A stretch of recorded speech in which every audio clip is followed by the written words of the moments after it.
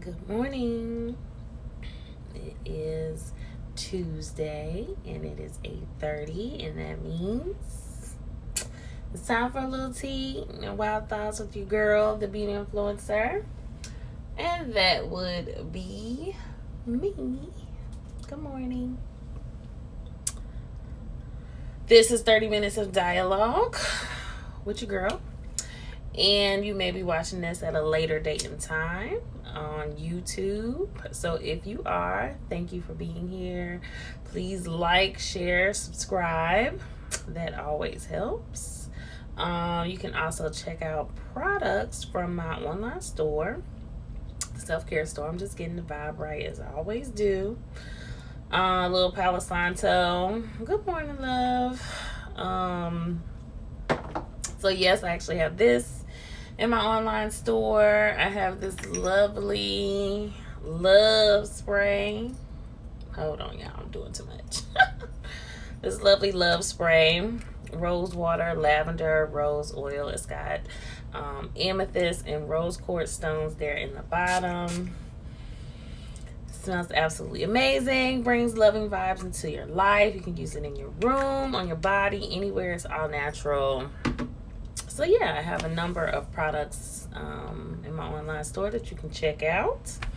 You can also come and see me at Essential Aesthetics and Laser. That is in Charlotte, where I do beauty services. I'm a professional makeup artist, as well as I do facials. I do facials.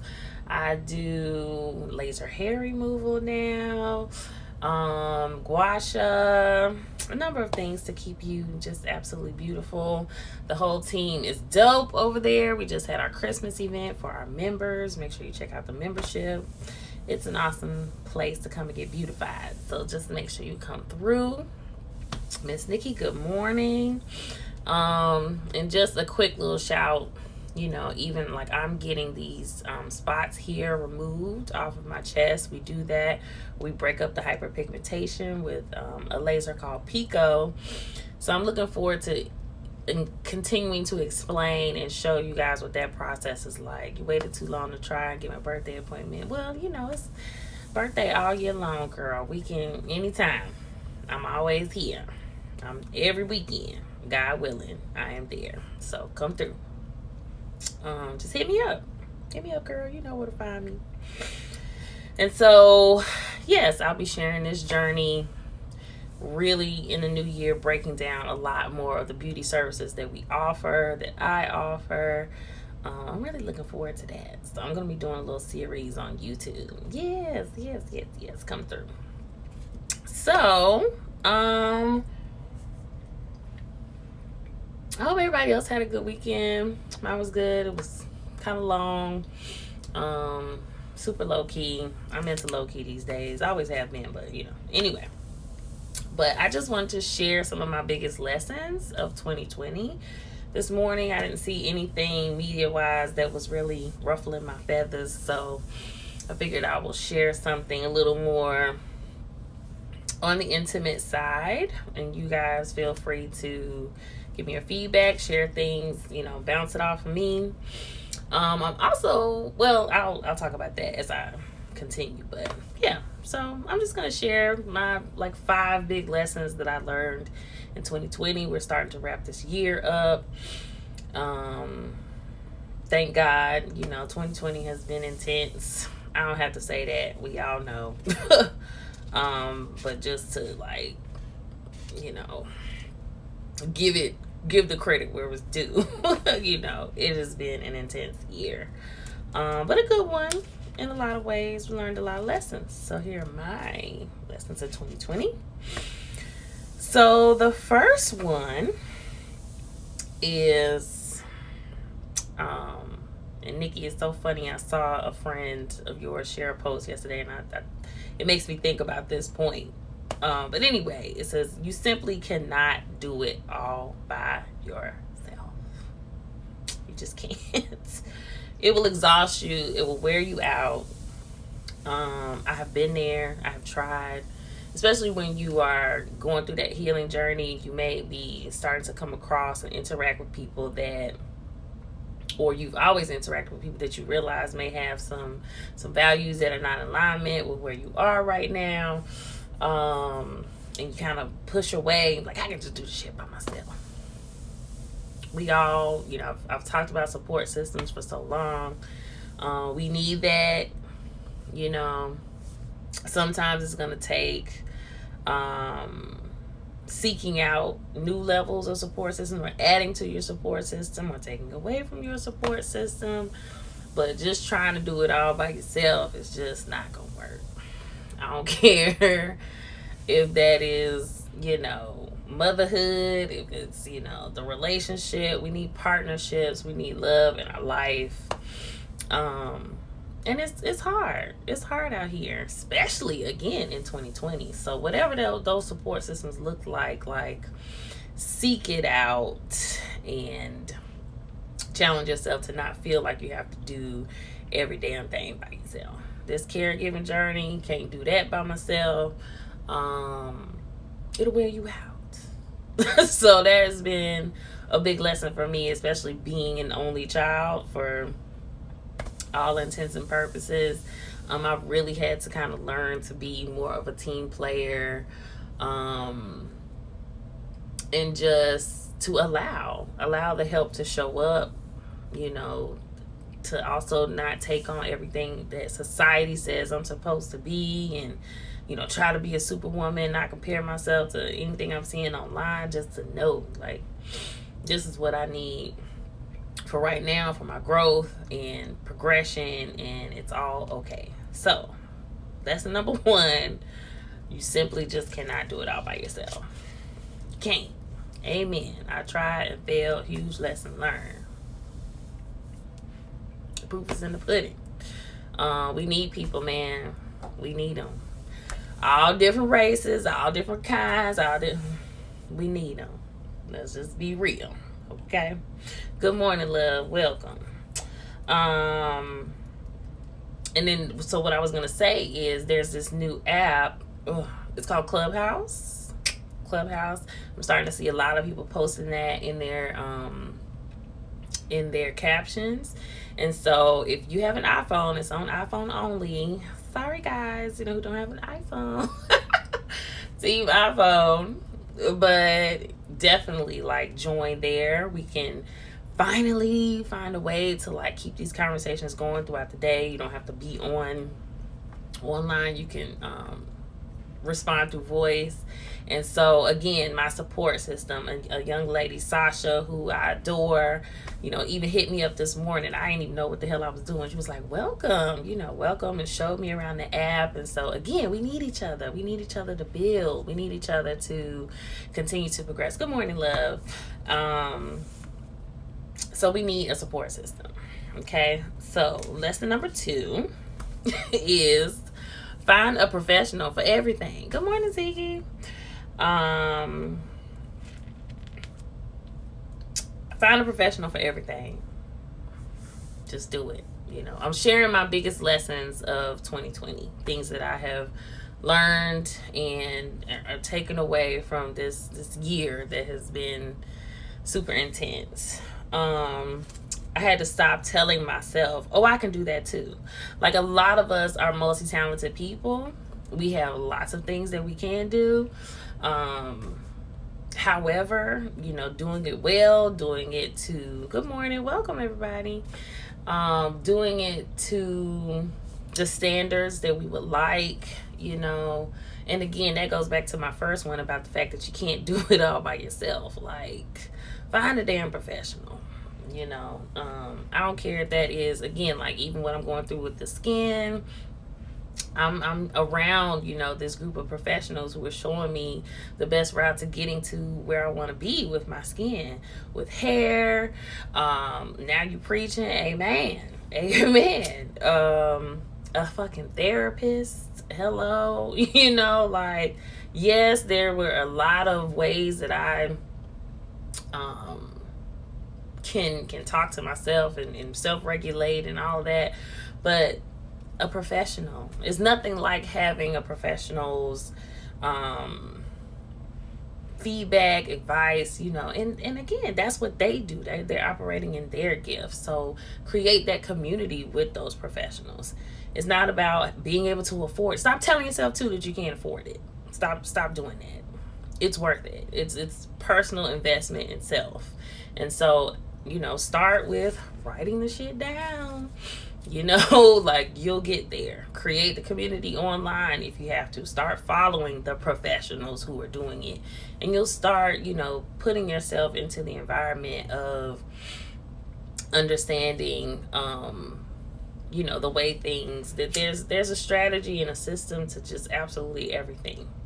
So, good morning and welcome. A professional. Find a professional for everything. I'm tired.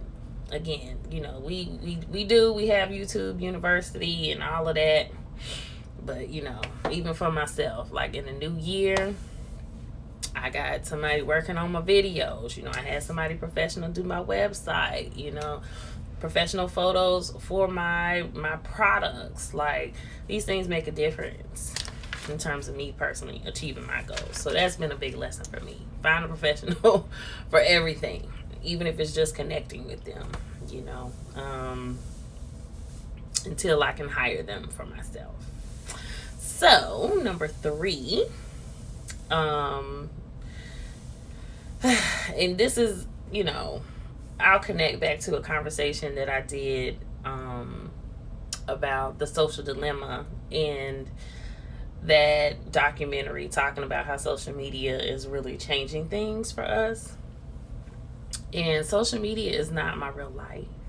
That's been a lesson. It's been something I've had to, of course we know that, but had to really embrace, taking the pressure off of feeling like I have to, sorry, I'm getting texts, to post all the time or let everybody know every aspect of what's going on in my life, my wins, my losses. For me personally, and I've said this before in different conversations, social media is a tool. It helps me market my business. It helps me network and connect with other people. It's fun sometimes, you're just kind of scrolling. Oh my God. You're scrolling and, you see things that are funny. Sometimes it can help you take your mind off things, but it's not, it's not something where everybody is entitled to every aspect of my life. And I think it was just something that for me personally, I needed to connect and get just real about, because social media really can take over your damn life. It can, I see too many people, well, and that's their choice. But again, you don't have to share everything. You don't have to look like you're doing things. You don't have to do anything. You can be living your real life. And I think it's important for us to connect back to that and just remember that social media can be a great tool for socializing, but this is not our life. It's an aspect of life. You don't owe these people shit. Okay?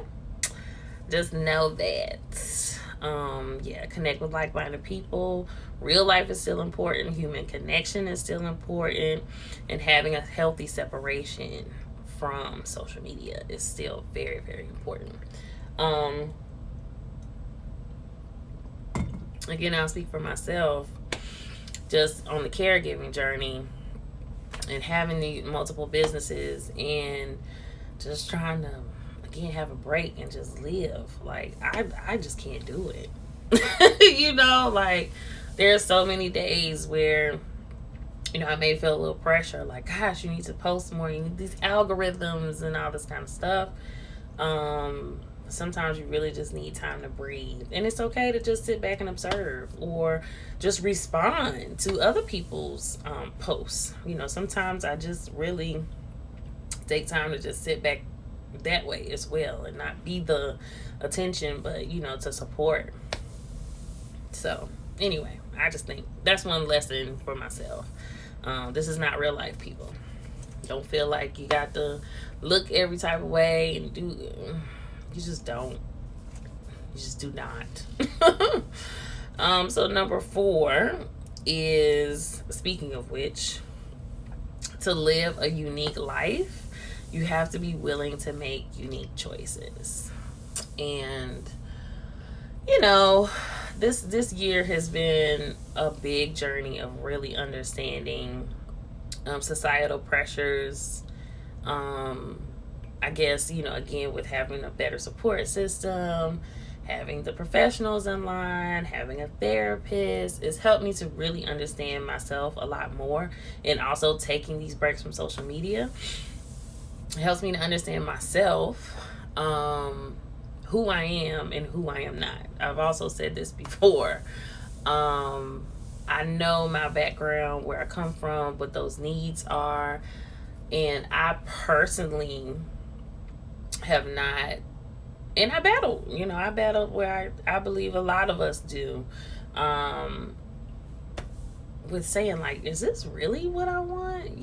Like, okay, society or what's normal is that I should be married and have kids, and but is that what I really, really want? And so when I ask myself those questions and give myself an honest answer, I don't want a conventional life. That's just not what is satisfying to me. I mean, clearly, I had to admit, I'm the chick with the tattoos and the shaved hair on the side and whatever else. Like, I don't do things in a conventional way. And so, yeah, that puts me out there to, have to make different types of decisions and understand that standing out means having a little less acceptance. It means having a little less understanding. It means having a little less agreement. The more that you do decide to walk the unbeaten path, again, I've said this before too, like, there's weeds and things that hit you in the face and bugs on the trail. It's not the path that's easily walked out and just cleared out for you. And so that's what it's going to require. You don't want to be normal, or you want to stand out and you want something different. You want to have a life that shines in a different way. And just understand that it's going to come with, again, just you having to explain a little more. Maybe it taking a little more time for people to accept and get it, because it doesn't reflect what they're used to. And, some people may reject you. You may, you stick out like a sore thumb. Just because you want it to be different doesn't mean that everybody wants it to be different. And so that's just the risk that you take when you want something unique. Although there's nothing new under the sun, so I will tie that back again to the first lesson that I shared for myself, is that I had to seek out the support system that was going to be more in alignment. Those aren't your people, exactly. And I'm trying to get away from this rhetoric of everybody's toxic and they're just not your people. Like you just said, it's just not in alignment with what you want. Again, no shade, but I'm not the soccer mom chick. So if I show up around soccer moms, yeah, I'm gonna stick out. I mean, I can't get mad at them. And that's too much energy, is carrying around all this anger all the time about what other people and how they don't approve of you, which goes back to the social media stuff. That's not real life. You have to make the efforts to connect with the things that are in alignment with you. And that's a personal journey. So it is what it is. And number 5 lesson is, speaking of that as well, and I would say that this is definitely the biggest lesson that I have learned, is that social class is a bigger factor than race. A lot of this year has been focused around race. I'm not saying that it's not a factor, But socioeconomics are the name of the game, and understanding how a lot of this works. Why we are connecting with people, why we aren't connecting with people. Even in our own community, so I'll speak for, because I can't assume everybody black, but even in the black community, just really understanding social class. And I would encourage everyone watching this to investigate this a little bit more. This also like comes into this whole thing with therapy and like understanding who we are. Social class doesn't make us, or our backgrounds and where we come from, doesn't make or break us. That's not about it. Not the biggest thing about it. I'm walking carefully on this because it's not to offend anyone, but it has helped me to understand why certain values speak more to some people than they do to others. But everything in this country, specifically America, but everywhere, because money is a factor in what we value. The only value that money is not the only value that exists, but it definitely plays a factor in what we value when we've grown up with less needs met financially. And I'm talking about this hierarchy of needs, from just core food and shelter, and that has been challenged, and that is ingrained in us from childhood. It challenges what we think as adults that we have the possibilities to do. Good morning. And so I realize that a lot of people don't dream big, again, because they've had so many challenges as children. It doesn't limit. There's lots of people and lots of celebrities and people we see all the time who have come from different social classes and been able to skyrocket. And you see them all the time, whether it's Jay-Z or Gucci Mane. I mean, this is this is a very clear example right here of what I'm saying about social class. Money doesn't make you have class or be perceived, that you have class. And so it's a lot about the mindset there that is deeply ingrained in us. And so once we understand that, a lot more will make sense.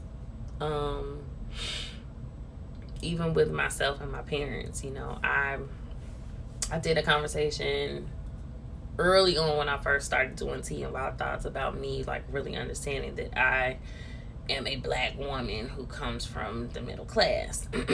And that I have never ever, I wasn't raised in the hood. I didn't know anything about that.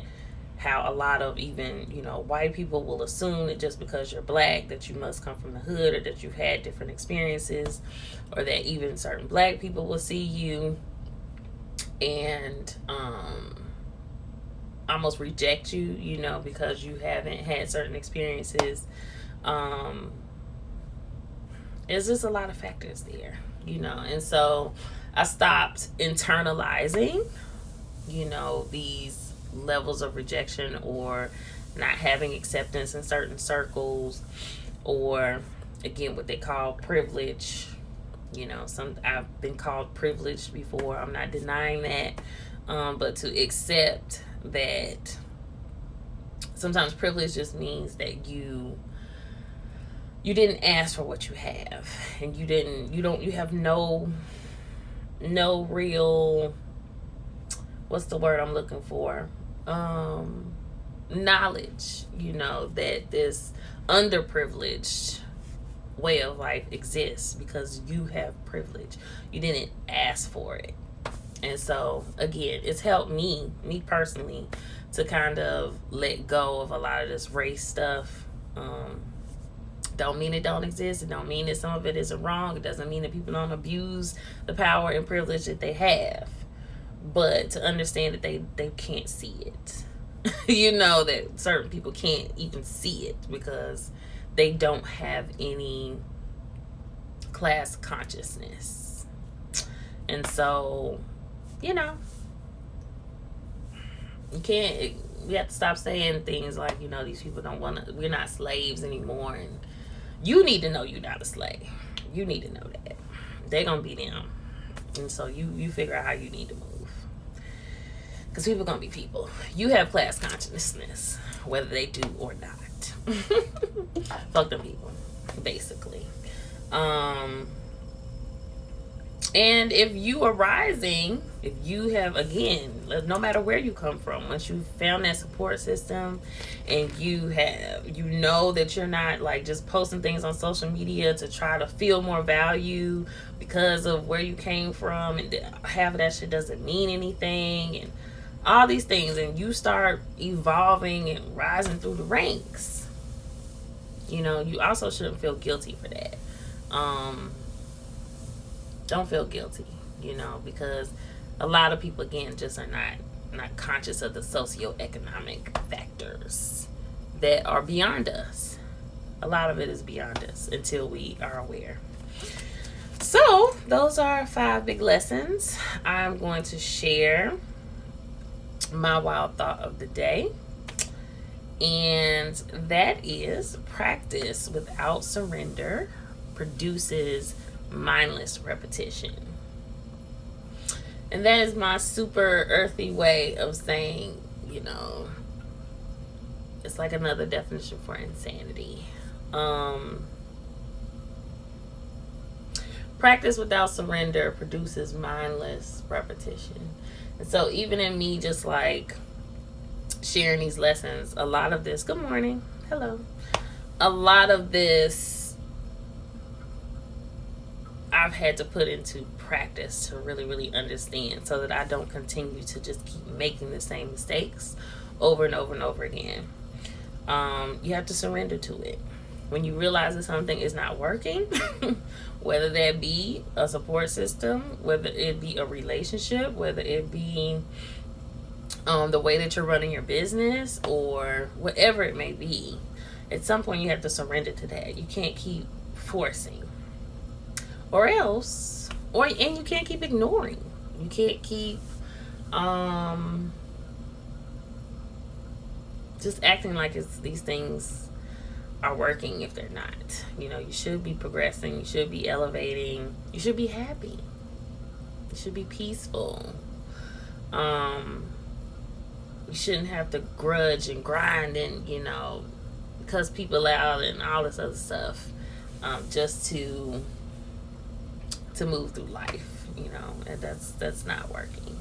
So surrender to the things that you need to surrender to. Take your time.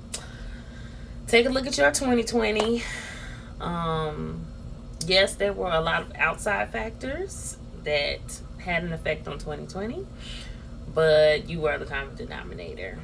And so just take in these lessons and surrender and figure out what needs to shift, what needs to change for the new year.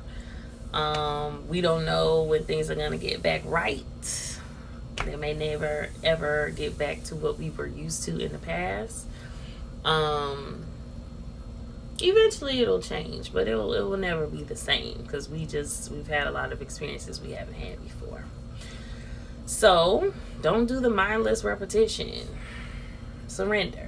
Don't surrender to 2020 so that we can move as healthily and happily into 2021 as we possibly can. So, I was saying in the beginning that I am now on Clubhouse, which is an iPhone app that we can continue having conversation on.